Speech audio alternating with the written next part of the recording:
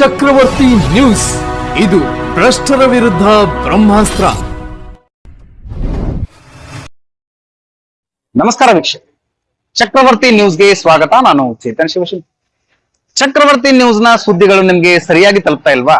ಹಾಗಾದ್ರೆ ಕೂಡಲೇ ನಮ್ಮ ಚಾನೆಲ್ ನ ಸಬ್ಸ್ಕ್ರೈಬ್ ಮಾಡ್ಕೊಳ್ಳಿ, ಪಕ್ಕದಲ್ಲಿರುವ ಬೆಲ್ ಐಕಾನ್ ನ ಕ್ಲಿಕ್ ಮಾಡಿ. ಹಾಗೆ ಮಾಡೋದ್ರಿಂದ ನಾವು ಮಾಡುವ ಪ್ರತಿಯೊಂದು ಸುದ್ದಿ ನಿಮ್ಗೆ ಆಗಿಂದಾಗ ನಿಮ್ಮ ಮೊಬೈಲ್ಗೆ ತಲುಪುತ್ತೆ. ನಮಸ್ಕಾರ ವೀಕ್ಷಕರೇ, ಚಕ್ರವರ್ತಿ ನ್ಯೂಸ್ ವರದಿಯ ಪರಿಣಾಮ ಸಾರ್ವಜನಿಕರನ್ನ ಕೊಳ್ಳೆ ಹೊಡೆದಿದ್ದಂತ ಬೇಕರಿ ಮಾಲೀಕನಿಗೆ ಬಿಗ್ ಶಾಕ್ ಎದುರಾಗಿದೆ. ಹೌದು ವೀಕ್ಷಕರೇ, ಬೇಕರಿಯ ಮಾಲೀಕನಿಗೆ 20,000 ದಂಡ ವಿಧಿಸಿ ಅಧಿಕಾರಿಗಳು ತಮ್ಮ ಕರ್ತವ್ಯವನ್ನ ಪಾಲನೆ ಮಾಡಿದ್ದಾರೆ. ನಾನು ಈ ಬಗ್ಗೆ ಅಧಿಕಾರಿಗಳಿಗೆ ಹೇಳೋದಾದ್ರೆ ಹ್ಯಾಟ್ಸ್ ಆಫ್ ಅಂತಾನೆ ಹೇಳ್ತೀನಿ. ಯಾಕಂದ್ರೆ ಸುದ್ದಿಗಳು ಸಾಕಷ್ಟು ಪ್ರಕಟ ಮಾಡ್ತಾನೆ ಇರ್ತೀವಿ, ಯಾವೊಬ್ಬ ಅಧಿಕಾರಿನೂ ಕ್ರಮ ಕೈಗೊಳ್ಳೋಕೆ ಮುಂದೆ ಬರೋದಿಲ್ಲ. ಏನೋ ಬರ್ತಾ ಇರುತ್ತೆ ಹೋಗ್ತಾ ಇರುತ್ತೆ ಅಂತ ತಲೆ ಕೆಡಿಸ್ಕೊಳ್ಳೋದಿಲ್ಲ ಜಾಸ್ತಿ ಜನ. ಆದ್ರೆ ಇಲ್ಲಿ ಮಾಪನ ಇಲಾಖೆಯ ಅಧಿಕಾರಿಗಳು ನಾವು ಮಾಡಿದಂತಹ ಸುದ್ದಿಯ ಪರಿಣಾಮ ಬೇಕರಿಗೆ ಭೇಟಿ ನೀಡಿ ಅಲ್ಲಿಯ ವ್ಯವಸ್ಥೆಯನ್ನ ಪರಿಶೀಲನೆ ಮಾಡಿ ತಪ್ಪಿತಸ್ಥ ಬೇಕರಿಯ ಮಾಲೀಕನಿಗೆ 20,000 ದಂಡವನ್ನ ವಿಧಿಸಿದ್ದಾರೆ.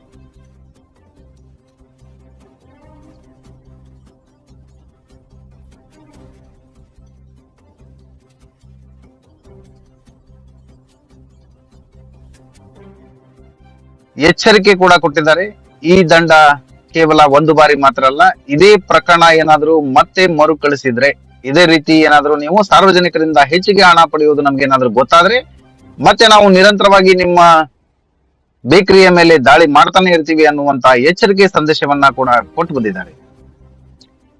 ಈ ತರ ಆಕ್ಷನ್ ಗಳಾದ್ರೆ ನಮ್ಮಲ್ಲಿ ಆಗುತ್ತಿರುವಂತ ಅನಾಚಾರಗಳು ತಪ್ಪುತ್ತೆ. ಮತ್ತೆ ಇಷ್ಟೇ ಮಾಡಿದ್ರೆ ಸಾಲದು ಅಂತ ನಾನು ಅಧಿಕಾರಿಗಳಿಗೂ ಕೂಡ ಹೇಳಕ್ ಇಷ್ಟಪಡ್ತೀನಿ.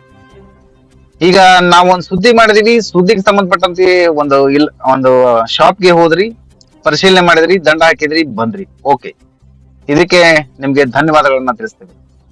ಆದ್ರೆ ಇಂತಹ ಪ್ರಕರಣಗಳು ಸಾಕಷ್ಟು ಕಡೆಗಳಲ್ಲಿ ನಡೀತಾ ಇದೆ. ನಮ್ಮ ತಾಲೂಕಿನಲ್ಲಿ ಸಾಕಷ್ಟು ಕಡೆಗಳಲ್ಲಿ, ಹಳ್ಳಿಗಳಲ್ಲಿ, ಓಣಿಗಳಲ್ಲಿ, ಮುದ್ದೇಬಿಹಾಳ ಪಟ್ಟಣದ ಹೋಟೆಲ್ಗಳಲ್ಲಿ, ಬಾರ್ಗಳಲ್ಲಿ, ರೆಸ್ಟೋರೆಂಟ್ಗಳಲ್ಲಿ, ಚಿಕ್ಕ ಪುಟ್ಟ ಕಿರಾಣಿ ಅಂಗಡಿಗಳಲ್ಲಿ, ಎಲ್ಲ ಕಡೆಗಳಲ್ಲೂ ಕೂಡ ಬಾಟಲ್ ಮೇಲೆ 10 ರೂಪಾಯಿ 5 ರೂಪಾಯಿ ಎಕ್ಸ್ಟ್ರಾ ತಗೊಳ್ಳುವಂತಹ ರೂಢಿನೇ ಆಗ್ಬಿಟ್ಟಿದೆ ಅವರಿಗೆ. ಯಾಕೆ ಅಂತ ಕೇಳಿದ್ರೆ, ವಾರ್ಮ್ ತಗೊಳ್ಳಿ, ಇಲ್ಲ ಅಂದ್ರೆ ಕೋಲ್ಡ್ಗೆ ಎಕ್ಸ್ಟ್ರಾ ದುಡ್ಡು ಕೊಡಿ. ಇದನ್ನ ಪ್ರಶ್ನೆ ಮಾಡೋಕೆ ಸಾರ್ವಜನಿಕರು ಮುಂದೆ ಬರ್ತಾ ಇಲ್ಲ. ನಾವು ಇಂಥದ್ದೊಂದು ಪ್ರಕರಣವನ್ನ ಬೆನ್ನಟ್ಟಿದಾಗ ನಮ್ ಕೈಗೆ ಸಿಕ್ಕಿದ್ದು ಪ್ಯಾರಡೈಸ್ ಕೇಕ್ ಪ್ಯಾರಡೈಸ್ಗೆ ನಾವು ಭೇಟಿ ನೀಡಿದಾಗ ಅಲ್ಲಿ ಸಾರ್ವಜನಿಕರನ್ನ ಹೇಗೆ ದೋಸ್ತಿದ್ದಾರೆ ಅನ್ನೋದು ಗೊತ್ತಾಗಿತ್ತು. ಅದರ ಮೇಲೆ ನಾವು ಸುದ್ದಿ ಬಿತ್ತರ ಮಾಡಿ ಅಧಿಕಾರಿಗಳಿಗೆ ಮತ್ತೆ DC ಸಾಹೇಬರಿಗೆ ಕೂಡ ಕಳಿಸಿದ್ದೆ ನಾನು. ಅದರ ಪರಿಣಾಮವಾಗಿ ಇವತ್ತು ಫೈನ್ ಆಗಿದೆ. ಆದ್ರೆ ಇಂತಹ ಪ್ರಕರಣಗಳು ಸಾಕಷ್ಟು ಕಡೆಗಳಲ್ಲಿ ನಡೀತಾನೆ ಇದೆ ಅಂತ ಇನ್ನೂ ಸಾಕಷ್ಟು ದೂರುಗಳು ನಮ್ಗೆ ಕೇಳಿ ಬಂದಿದೆ. ಹಳ್ಳಿಗಳಲ್ಲಿ ಮತ್ತೆ ಓಣಿಗಳಿರುತ್ತೆ, ಚಿಕ್ಕ ಚಿಕ್ಕ ಶಾಪ್ಗಳನ್ನ ಹಾಕೊಂಡಿರ್ತಾರೆ, ಕಿರಾಣಿ ಶಾಪ್ಗಳ ತರ ಹಾಕೊಂಡಿರ್ತಾರೆ. ಅಲ್ಲಿ ಕೂಡ ಕೇವಲ ಈ ಕೋಲ್ಡ್ ಡ್ರಿಂಕ್ಸ್, ಸಾಫ್ಟ್ ಡ್ರಿಂಕ್ಸ್ ಗಳ ಮೇಲೆ ಮಾತ್ರವಲ್ಲದೆ ಈ ಹಾಲು ಮೊಸರುಗಳ ಮೇಲೂ ಕೂಡ ಇವರು ಸಿಕ್ಕಾಪಟ್ಟೆ ಹಣವನ್ನ ತಗೋತಾರೆ ಅನ್ನೋದು ಕೂಡ ಬೆಳಕಿಗೆ ಬಂದಿದೆ. ಹಾಲು ಮೊಸರಿನಲ್ಲಿ ಆಲ್ರೆಡಿ ಇವರಿಗೆ ಮಾರ್ಜಿನ್ಸ್ ಇರುತ್ತೆ, ಆದ್ರೂ ಕೂಡ ಇವರು ನಾವು ಕೋಲ್ಡ್ ಮಾಡಿದೀವಿ ಅಂತ 1 ರೂಪಾಯಿ 2 ರೂಪಾಯಿ 5 ರೂಪಾಯಿ 10 ರೂಪಾಯಿ ಗಟ್ಲೆ ಎಕ್ಸ್ಟ್ರಾ ತಗೊಳ್ಳುವ ಮಾಹಿತಿ ನಮ್ಗೆ ಆಲ್ರೆಡಿ ಲಭ್ಯವಾಗಿದೆ. ನಾನು ಈ ಮೂಲಕ ನಮ್ಮ ಮಾಪನ ಇಲಾಖೆಯ ಅಧಿಕಾರಿಗಳಿಗೆ ಮತ್ತೊಮ್ಮೆ ನಾನು ಮನವಿ ಮಾಡ್ಕೊಳ್ಳೋದೇನೆಂದ್ರೆ, ನಮ್ಮಲ್ಲಿ ಈ ಅಭ್ಯಾಸ ಜಾಸ್ತಿ ಆಗಿರುವುದರಿಂದ ರೇಟ್ಗಳ ಮೇಲೆ ಏನಿರುತ್ತೆ ಅಷ್ಟೇ ಹಣವನ್ನ ತಗೋಬೇಕು ಅಂತ ಪ್ರತಿಯೊಂದು ಅಂಗಡಿಗಳ ಮಾಲೀಕರಿಗೆ ತಾವು ಎಚ್ಚರಿಕೆಯನ್ನ ಕೊಡಬೇಕು. ಪ್ರತಿ ವರ್ಷ ಅವರು ನಿಮ್ಮಲ್ಲಿ ತಮ್ಮ ತಕ್ಕಡಿ ತೂಕ ಮಾಪನವನ್ನ ಪರಿಶೀಲನೆ ಮಾಡ್ಕೊಳ್ಳೋದಕ್ಕೆ ತಮ್ಮಲ್ಲಿ ಬಂದಿರ್ತಾರೆ. ಆ ಬಂದ ಸಮಯದಲ್ಲಿ ಈ ಒಂದು ಎಚ್ಚರಿಕೆ ನೀವು ಕೊಡ್ಲೇಬೇಕಾಗಿತ್ತು. ಕೊಟ್ಟಿಲ್ಲ ಅನ್ನೋದಕ್ಕೆ ಇಷ್ಟೊಂದು ದೂರುಗಳು ಕೇಳಿ ಬರ್ತಾ ಇವೆ. ಹಾಲು ಮತ್ತು ಮೊಸರಿನ ಮೇಲೂ ಸಹ ಈ ತರ ದುಡ್ಡು ತಗೋತಾ ಇರೋದು ಇದು ದುರಂತನೆ ಅಂತ ನಾನು ಹೇಳ್ತೀನಿ. ಯಾಕಂದ್ರೆ ವ್ಯಾಪಾರಸ್ಥರು ಕೊಳ್ಳೆ ಹೊಡೆಯೋದಕ್ಕೆ ಸಾಕಷ್ಟು ಇದೆಲ್ಲ ದಾರಿಗಳಾಗ್ಬಿಡುತ್ತೆ. ಅದಕ್ಕೆ ನೀವು ಇಲಾಖೆ ಅಧಿಕಾರಿಗಳು ಏನ್ ಮಾಡ್ರಿ, ಆಟೋ ಮೂಲಕ ಇಲ್ಲ ಮತ್ತಿನ್ನೇನಾದ್ರೂ ಸಾಧನಗಳ ಮೂಲಕ ಸಾರ್ವಜನಿಕರ ಗಮನಕ್ಕೆ, ಸಾರ್ವಜನಿಕರಿಗೆ ಜಾಗೃತಿಯನ್ನ ಮೂಡಿಸಿ. ಮತ್ತೆ ಈ ವ್ಯಾಪಾರಸ್ಥರಿಗೆ ಒಂದು ಒಳ್ಳೆ ಬಿಸಿ ಮುಟ್ಸಿ. ಇವತ್ತು ಮುಟ್ಸಿರೋ ಬಿಸಿ ಅದೇನು ಚಿಕ್ಕದಲ್ಲ. 10 ರೂಪಾಯಿ ತಗೊಂಡಿದ್ದಕ್ಕೆ 20,000 ದಂಡ ಕಟ್ಟಿದ್ದಾನೆ ಅವನು. ಇದೇನು ಚಿಕ್ಕ ಬಿಸಿ ಅಲ್ಲ, ದೊಡ್ಡ ಬಿಸಿನೇ ಮುಟ್ಸಿದಿರಿ. ಆದ್ರೂ ಕೂಡ ನಾನು ಎಲ್ಲಿ ನಮ್ಗೆ ಪ್ರತಿ ದಿವಸ ನಮ್ಗೆ ಪ್ರತಿಯೊಂದು ಶಾಪ್ ಗಳಿಗೆ ಹೋಗಿ ಅಲ್ಲಿ ಏನ್ ನಡೀತಾ ಇದೆ ನೋಡಕ್ಕೆ ನಮಗೂ ಕೂಡ ಆಗೋದಲ್ಲ, ಸಾರ್ವಜನಿಕರು ಈ ಬಗ್ಗೆ ಕಂಪ್ಲೇಂಟ್ ಕೊಡೋದಕ್ಕೆ ಮುಂದೆ ಬರೋದಿಲ್ಲ. ಅದಕ್ಕೆ ನೀವೇನ್ ಮಾಡಿ, ಪ್ರತಿಯೊಂದು ಏರಿಯಾಗಳಲ್ಲಿ ಒಂದು ಆಟೋ ಮೂಲಕ ಒಂದು ಜಾಗೃತಿಯನ್ನ ಮೂಡಿಸ್ಬಿಟ್ರೆ, ಹೆಚ್ಚಿಗೆ ಹಣ ಪಡೆದ್ರೆ ನಿಮ್ ಇಲಾಖೆಗೆ ಕಂಪ್ಲೇಂಟ್ ಮಾಡಬಹುದು ಅಂತ ನಿಮ್ ನಂಬರ್ ಅನ್ನ ಕೊಟ್ಬಿಟ್ರೆ ಅವ್ರು ಒಂದ್ ಸ್ವಲ್ಪ ಏನಾದ್ರೂ ಸುಧಾರಣೆ ಆಗ್ಬೋದು ಅನ್ನೋದು ನನ್ನ ಅನಿಸಿಕೆ. ಮತ್ತೆ ಇದಲ್ದೆ ನಾನು ವ್ಯಾಪಾರಸ್ಥರಿಗೂ ಕೂಡ ಹೇಳ್ತೀನಿ, ನಿಮ್ಗೆ ಆಲ್ರೆಡಿ ಮಾರ್ಜಿನ್ಸ್ ಏನು ಸಾಫ್ಟ್ ಡ್ರಿಂಕ್ಸ್ ಆಗ್ಲಿ, ಹಾಲು, ಮೊಸರಾಗ್ಲಿ, ಇದ್ರ ಮೇಲೆಲ್ಲ ನಿಮ್ಗೆ ಆಲ್ರೆಡಿ ಮಾರ್ಜಿನ್ಸ್ ಇರುತ್ತೆ. ಮತ್ತೆ ಹೆಚ್ಚಿನ ಹಣಕ್ಕೆ ನೀವು ಆಸೆ ಬಿದ್ದು ಅಧಿಕಾರಿಗಳು ಬಂದು ನಿಮ್ಗೆ ದಂಡ ಹಾಕಿ ಆತರ ಎಲ್ಲ ಮಾಡ್ಕೋಬೇಡಿ. ಯಾಕಂದ್ರೆ ಇವತ್ತು ನೋಡ್ತಾ ಇದ್ದೀರಾ ನೀವು, 10 ರೂಪಾಯಿ ಹೆಚ್ಚಿಗೆ ತಗೊಂಡಿದ್ದಕ್ಕೆ 20,000 ದಂಡ ಕಟ್ಟಿದ್ದಾನೆ.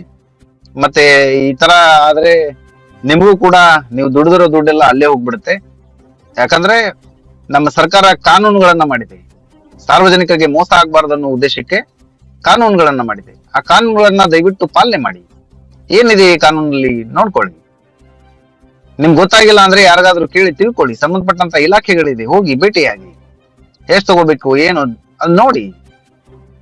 ಇಲ್ದೇನೆ ಸುಮ್ನೆ ನಾನು ಕೋಲ್ಡ್ ಮಾಡಿದೀನಿ, ನಾನು ಹೀಟ್ ಮಾಡಿದೀನಿ ಅಂತ ನೀವು ಹೆಚ್ಚಿಗೆ ದುಡ್ಡು ತಗೊಳ್ಳೋದ್ರಿಂದ ಸಾರ್ವಜನಿಕರಿಗೆ ಸಾಕಷ್ಟು ತೊಂದರೆ ಆಗ್ತಾ ಇದೆ. ಇಂತಹ ಕಂಪ್ಲೇಂಟ್ಸ್ ಗಳು ನನಗೆ ಕೂಡ ಜಾಸ್ತಿ ಬಂದಿದೆ. ಈ ಸುದ್ದಿ ಆದ್ಮೇಲೆ ಕೂಡ ನಮ್ಮೂರಲ್ಲಿ ಈ ತರ ಆಗಿದೆ ಸರ್, ನಮ್ಮೂರಲ್ಲಿ ಈ ತರ ಆಗಿದೆ ಸರ್ ಅಂತ ಒಂದು 20-25 ಜನ ಫೋನ್ ಮಾಡಿದ್ದಾರೆ.